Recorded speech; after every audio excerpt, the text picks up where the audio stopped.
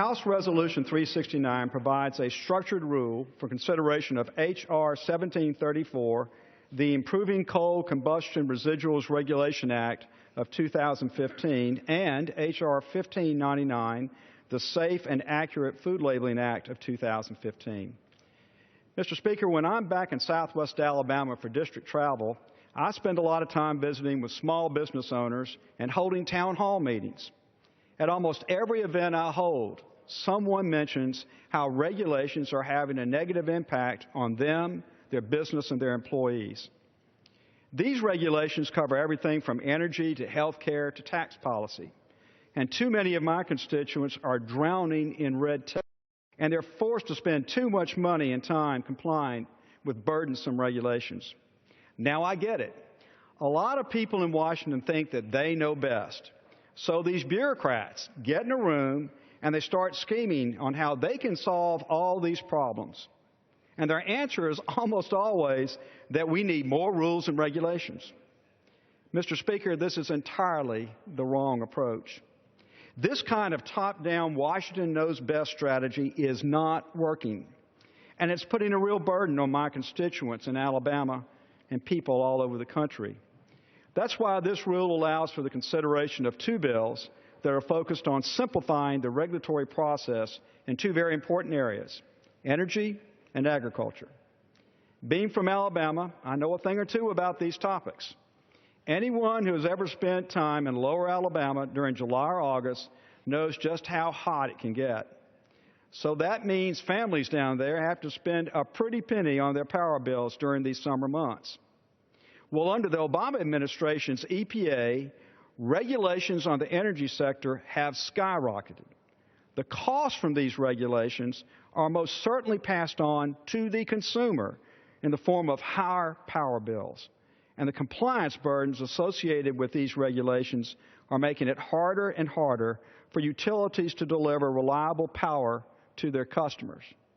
That's why the current enforcement structure of EPA's rule on coal combustion residuals, or CCRs, is so concerning. While most of us were pleased that the EPA decided to regulate CCR as a non-hazardous solid waste, we are left with civil suits in place of common sense enforcement measures to make sure the industry is complying with EPA standards. This creates uncertainty among the industry and a patchwork of interpretations by various courts around the country. The EPA rule also creates some unintended consequences when it comes to federal and state jurisdiction. That's why the Improving Coal Combustion Residuals Regulation Act empowers states and allows them to establish permit programs to meet or exceed regulatory requirements set forth in the EPA's final rule. It only makes sense that each state, with their unique topography and geographic conditions, should be able to set the permitting requirements most appropriate for their conditions in order to meet these EPA standards. In fact, states already govern the disposal of solid and hazardous waste under the Resource Conservation and Recovery Act, or RCRA, and have done so since 1976. It is important to point out that these regulatory reforms do not change the minimum requirements under the EPA rule, which are designed to protect human health and the environment. This legislation actually codifies these standards and sets them as the baseline for state permitting programs nationwide. Mr. Speaker, I expect that some of my friends on the other side are going to argue that this legislation in some way weakens standards. Let me tell you what will result in weakened standards. Allowing different federal judges from all across the country to decide how the law should be interpreted and how standards should be set, despite the fact that these judges have no real background in regulatory matters regarding these sorts of hazardous waste, these sorts of waste at all. Instead of that flawed system, let's allow states to create their own permitting system, which must comply with the EPA standard. By getting frivolous civil lawsuits out of the way, estimates project that this legislation will protect around 316,000 jobs. So if my colleagues on the other side think this is a waste of time, then I want them to tell that to these 316,000 families. H.R. 1734 is a good bill that makes some very sensible reforms that simplify the process for the safe management and disposal of coal ash while providing a realistic enforcement mechanism for existing environmental standards. The second bill covered by this rule, the Safe and Accurate Food Labeling Act, deals with agriculture. Now, agriculture is the top industry in my home state of Alabama, with over 500,000 jobs. And I've heard from a number of farmers who support this bipartisan legislation.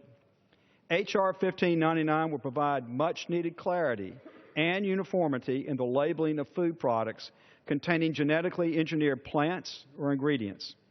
This common-sense legislation is supported by almost 500 associations and farmers from Hawaii to Maine. The current regulatory system is a patchwork of state and local regulations which create unnecessary costs among consumers and food manufacturers without really helping to increase consumer awareness. In fact, a study by Cornell University found that food prices could rise for American families by as much as $500 a year if something isn't changed. This legislation would streamline the labeling process and create a national, voluntary food labeling standard for products derived from GMOs. By doing so, America's farmers and food manufacturers won't be burdened with inconsistent and costly regulations. This legislation isn't just good for producers and farmers. It creates a uniform system driven by consumer demand. Under this bill, consumers will be able to easily identify products and make their own decisions about what are best for them and their families. So, Mr. Speaker, these bills are both about reducing the regulatory burden and simplifying the regulatory process. From consumers to small business owners to rural electric cooperatives to family farmers, people shouldn't have to spend precious time and money figuring out how to comply with regulations. Instead, here in Congress, we should be focused on getting government out of the way and allowing the American people to actually do their job, and that's what both of these bills do. This is a fair rule, and I urge its support. The coal ash rule allows for 6 amendments, all but one of them Democrat amendments. The food labeling rule allows for 4 amendments, all of them Democrat amendments, including one amendment that's a complete substitute for the bill. So the Rules Committee has worked very hard to make a very fair amendment process, and I believe that's exactly what this bill has done. I do urge the support for this rule, and Mr. Speaker, I reserve the balance of my time. The gentleman reserves. The gentleman from Massachusetts.